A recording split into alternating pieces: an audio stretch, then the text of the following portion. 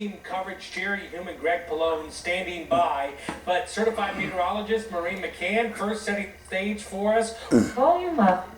Good for this morning's launch. Yeah, just watching the winds and some scattered clouds. Still kind of hard to see out of our cameras because it's still dark, but I've called up a nearby one to the space When I first went outside, it was very windy. So if you look closely, you can see some and clouds on the a lot of horizon. cloud cover Those off in that outside watching direction. the launch in Brevard County are finding mostly upper 60s to near 70 degrees. It is a bit breezy with those winds off the Atlantic, and the latest number out of Melbourne is at 14 miles per hour. And that breeze will stick around throughout the day today, perhaps carrying in a stray shower. There isn't much rain on Storm Tracker 13 to interfere with your morning travels or to interfere with activities on the Space Coast this morning. Focusing on the beaches right now, as we typically do at 31 past, watch the high risk, rip current risk.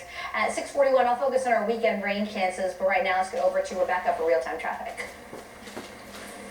All right, Maureen, thank you. Well, of course, we here at Spectrum News 13 proud to continue our extended live coverage of these space launches. Another historic day.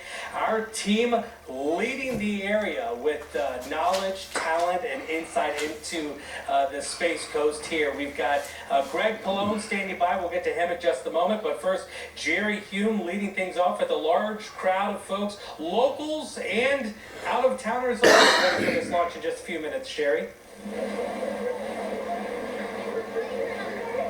Yes, exactly, Greg. A lot of out-of-towners, people from around the world, in fact. I met some folks from China, even Brazil this morning, and even Ohio. That's where Ed and Dee Ladd are here from here. And so, folks, what are you looking forward to seeing this morning? Our first rocket launch. Yes, and this is quite a significant one, the CST Starliner.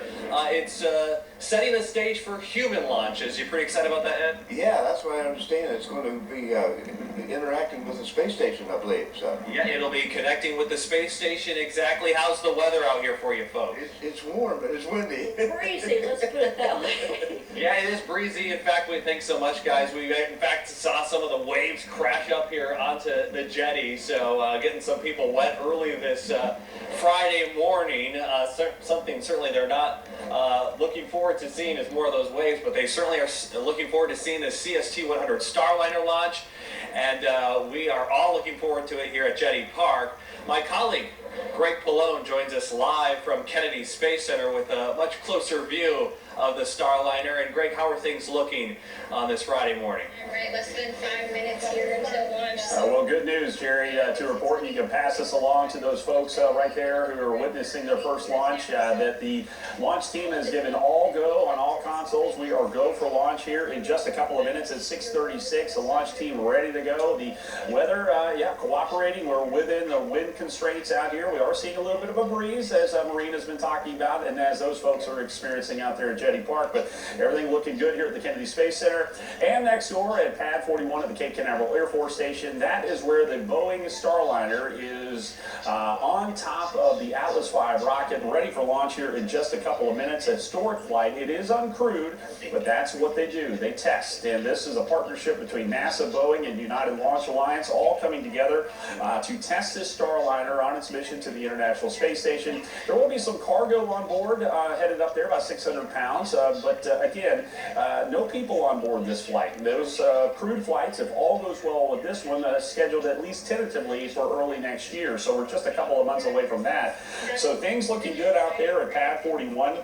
They're going to test the Starliner, make sure that everything is safe, all the systems, and we're talking from launch here of the United Launch Alliance rocket to the Starliner taking orbit and docking with the International Space Station. Then a week later, if all goes well, that is when the Starliner will undock from the ISS, come back and re-enter the Earth's atmosphere, and then land out in White Sands, New Mexico with a parachute landing so they can test literally from end to end, from launch all the way to the recovery of the capsule. And Boeing is working with this partnership with the Commercial Crew Program with NASA. NASA wanting to be a customer. They don't want to do these spacecrafts in low Earth orbit anymore. They're leaving that to Boeing and also SpaceX, the Commercial Crew Program.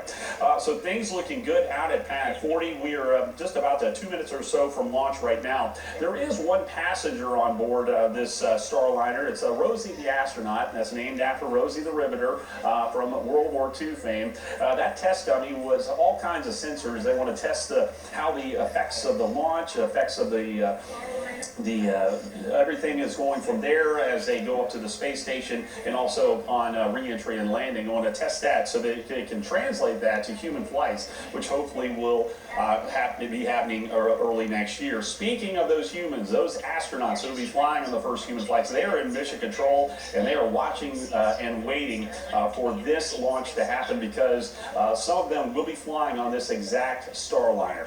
I'm going to step aside now as we have commentary from the launch of this Starliner mission on an Atlas V rocket from Pad 41 at the Cape Canaveral Air Force Station. Range green. 54. PLP started.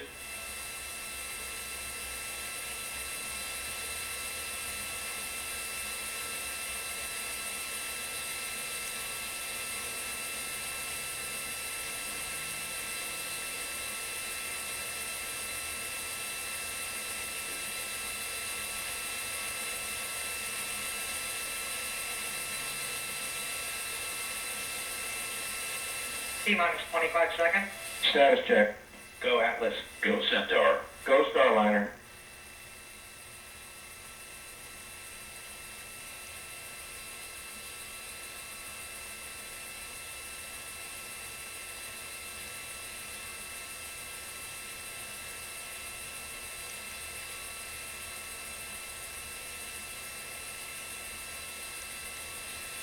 Lift off. Engine at full thrust. We've cleared the tower. Okay, let's go outside and watch it. It seems to be moving at a pretty good clip. On the pitch over program. Body rate response is okay. Okay, we're looking off in that direction, seeing a little bit of glow in the sky. And it looks like it's just getting ready to break the horizon.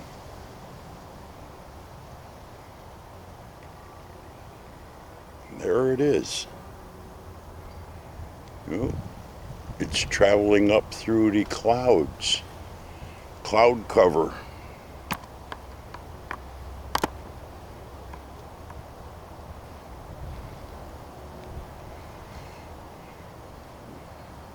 I don't know how much we're going to see here. We saw it go up a little bit and into the clouds, and like I said, it looks like pretty heavy cloud cover. You're not even seeing a glow through the clouds where, there you go. There we go. Now we're starting to see it again. And it disappeared behind the clouds again. You can kind of see it.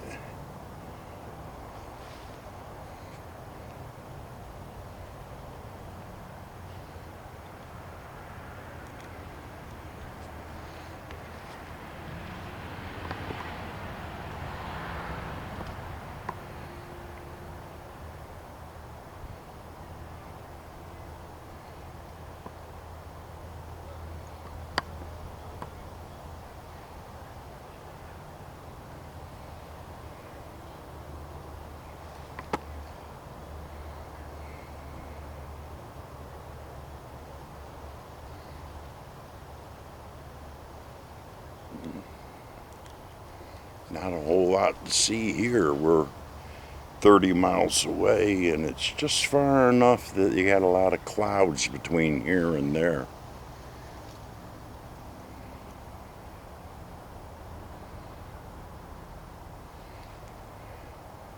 Looked like they were using booster rockets on it. Usually if it's a clear day, you could see the boosters fall off them.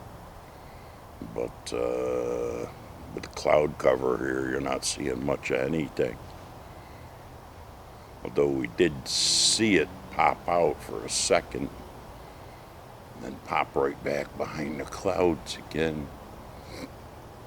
And it's nothing but cloud cover in all directions. I was surprised they launched it because it was pretty windy when I first came out here.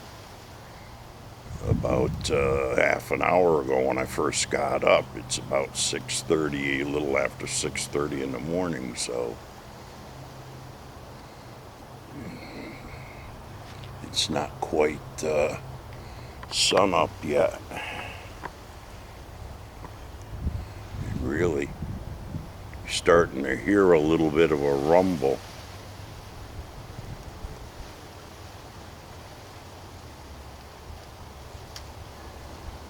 I think we're going to see much more than we just saw already.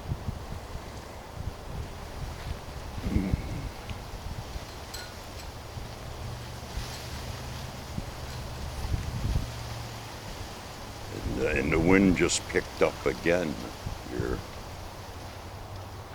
Same thing, it's not a light cloud cover, it's actually a very dark cloud cover. Looks like it's about ready to rain in all directions, so kind of surprised that they did launch it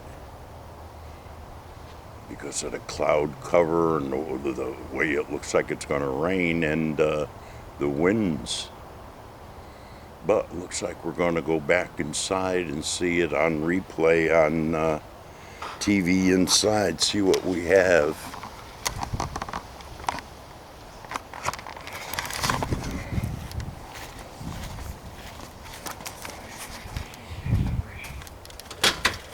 Restart on the RL10. Standing by for ignition. We have ignition and full thrust on both RL10 engines. Chamber pressures look good on both engines.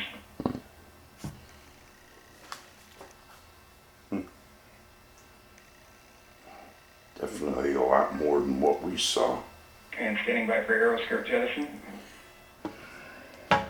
And we have good indication of aeroskirt jettison. Centaur now resuming active Some attitude kind of control after successful separation. aeroskirt jettison.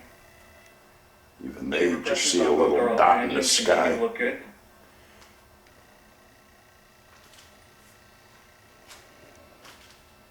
Now passing 5 minutes, 30 seconds into flight.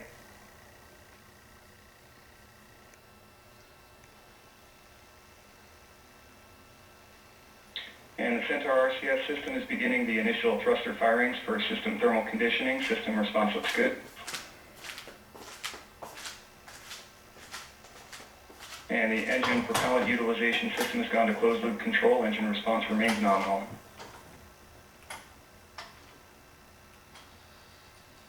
Now passing 6 minutes into flight.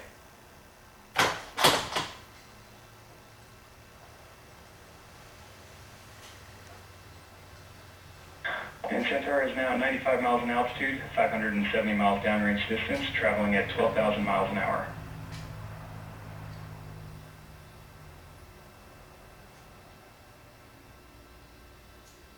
And after a brief review of the booster performance, we saw that the booster performed very close to nominal.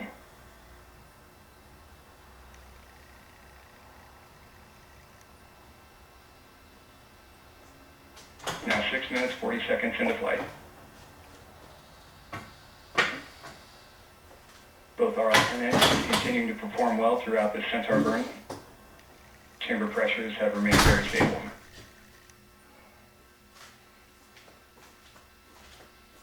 Just under 5 minutes now remaining in the burn.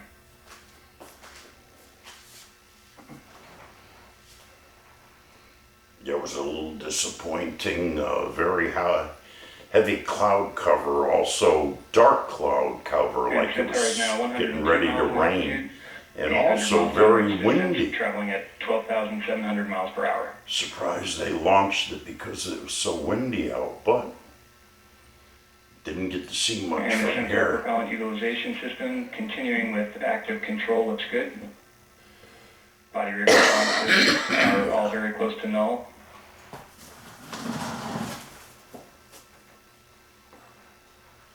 RCS system is continuing periodic thruster firings as expected.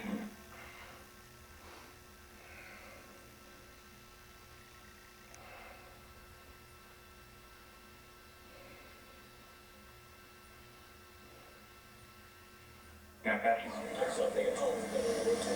I tell you one thing, if you can't don't gaze at that, then there might be something wrong. Just a beautiful, picturesque early morning launch from the Cape Canaveral Air Force Station. The Atlas V rocketing to space in the early morning hours here, right on time at 6:36. The 30-mile difference between here and there made a big difference with the cloud cover. The International Space Station, just an You can even amazing see sight. the cloud We cover talked in the about, background of when the you have TV the picture. temperature That's just pretty right, the heavy. lighting just right. Dark the plume, clouds. Once the rocket gets to a certain Not light, altitude, fluffy you see almost that clouds you can see jellyfish-looking through. thing in the sky from the plume. Just an incredible sight. Our Jerry Hume still standing by there at Jetty Park talking to folks. Some of them seeing their first rocket launch. Boy, Jerry, what a way to kick off the holiday season with a rocket launch like this for some of those folks. I'm sure they are in awe as well.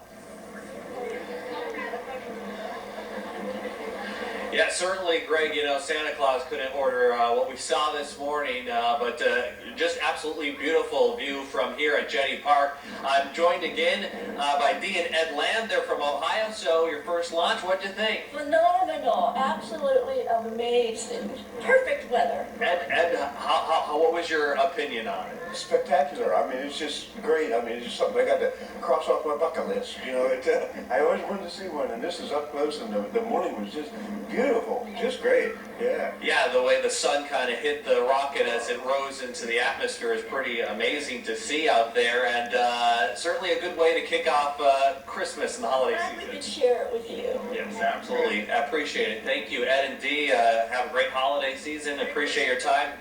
Want to let you know that quite a few people, they're now headed out now after getting up very early out here. We saw people here 4 a.m. just to get a good spot out here. Some of the waves even crashing on them because it is quite breezy and windy out here. But it's all worth it to see history as we watch the maiden flight of the CST-100 Starliner from here in Port Canaveral. We'll toss it back to Greg. All right, Jerry, thanks so much. Yeah, just a great sight for those folks. Really beautiful here, too.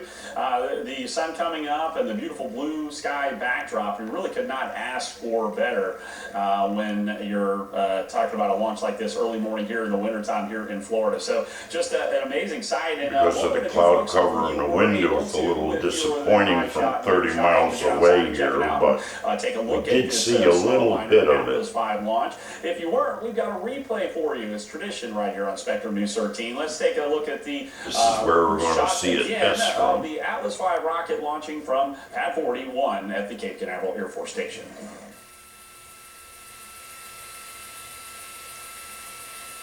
Liftoff, please. Engine at full thrust.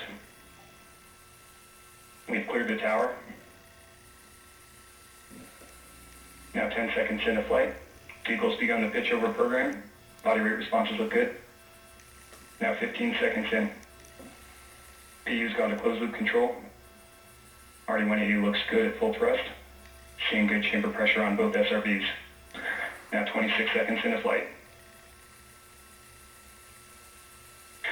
RD-180 now throttling down to partial thrust as expected. Engine response looks good. Now 38 seconds in. RD-180 engine operating parameters continue to look good. The vehicle is now passing through max Q, maximum dynamic pressure. Chamber pressures on both SRBs See continue the to look two good. RD-180 engine booster operating parameters rockets also on continue each to look side good. of it. Normally, if it's a And clear lots of day, you'd see exciting those here at the Kennedy fall Space off. Center and the Cape Canaveral Air Force Station as we've had another successful After they launch from our burn Space up. Coast. The Atlas V rocket certainly bolting Burn up off the the pad fuel. right at 6:36 this morning. Just an amazing sight for this as his Starliner mission is now underway. If all goes well, the Starliner expected to arrive at the International Space Station and dock there just after That's what 8 they're a.m. talking tomorrow. about, That's sending when the to capsule Mars, will that undock, capsule. will be there for about a week or so, then undock, and then Can fit continue 3 to mission 5 to come 7 back people and in do it, the so re-entry and then landing, assisted by parachutes out at White Sands Missile Range in New Mexico. That'll be in the early morning hours of December 28th. Again, just a reminder, this is an uncrewed flight, so no humans on board, but this sets the table if all goes well for these crew flights to begin. They're thinking probably somewhere in the neighborhood of early next year. So you've actually got those astronauts who are with Boeing and also NASA astronauts assigned to the Starliner that were here at watching the launch launch and launch control, and just seeing just an amazing sight. And obviously just WDAN eager, to News get on board up that early in the capsule and go morning. back to the International Space Station. So Not just, a great incredible launch sight, from what I out was here, and able hopefully you got a to chance to watch it. Hope you have a record, great but holiday season as we sort of celebrated. not just as in the days powerful before Christmas and around the loud launch as they from our Space Coast. We're gonna go ahead and send it forecast, back to but the station. Maureen McCann I don't know. with your We'll weather see. on the ones. WDAN News signing off. Good Friday morning, Central Florida. Meteorologist Maureen